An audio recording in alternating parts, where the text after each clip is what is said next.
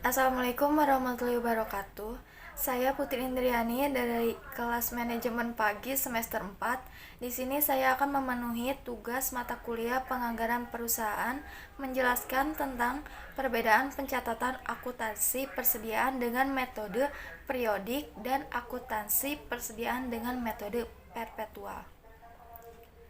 Semua perusahaan, baik perusahaan dagang, perusahaan manufaktur, perusahaan jasa, pasti memakai sistem pencatatan.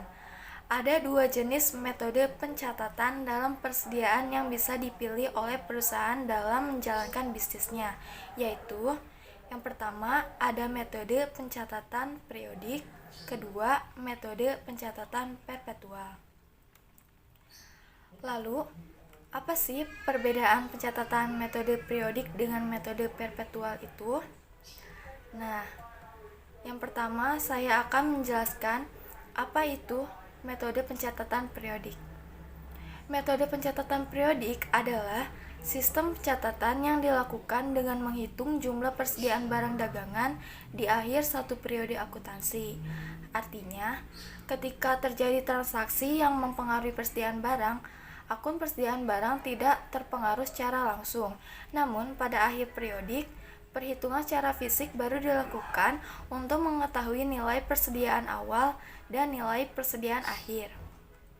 Akan tetapi, perusahaan yang menerapkan metode pencatatan periodik akan lebih sulit untuk mengetahui jumlah persediaan dalam waktu tertentu.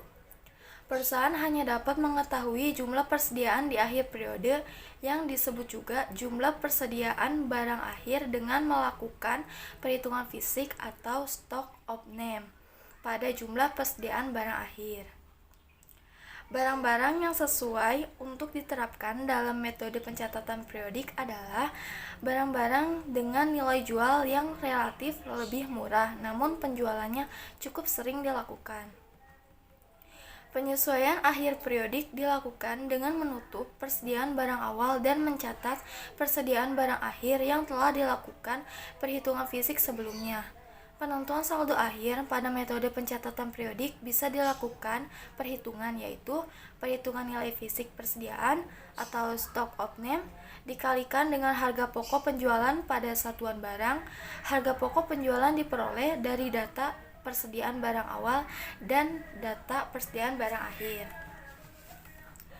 Sedangkan metode pencatatan perpetual yaitu metode pencatatan yang dilakukan secara terus-menerus berdasarkan transaksi perusahaan yang menyebabkan pemasukan, pengeluaran persediaan barang, dan retur pembelian barang yang dilakukan oleh sebuah perusahaan.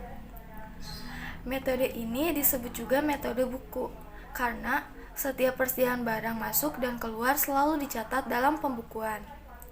Suatu perusahaan akan lebih mudah untuk menyusun neraca dan laporan laba rugi dengan metode ini karena pencatatan dilakukan secara berkala dalam bentuk jurnal umum atau jurnal voucher yang terdapat pada sistem akurat.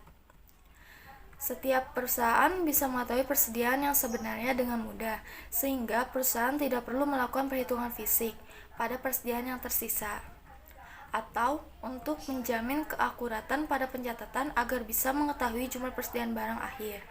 Barang-barang yang bisa dicatat dengan metode pencatatan perpetual adalah barang-barang dengan nilai jual tinggi serta barang yang mudah dicatat pemasukan dan pengeluarannya dalam gudang, seperti mobil, furniture, dan peralatan rumah tangga.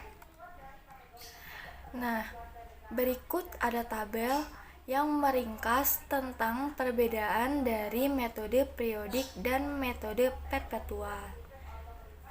Jadi, kesimpulannya adalah dalam penjurnalan metode perpetual dan periodik punya perbedaan khas.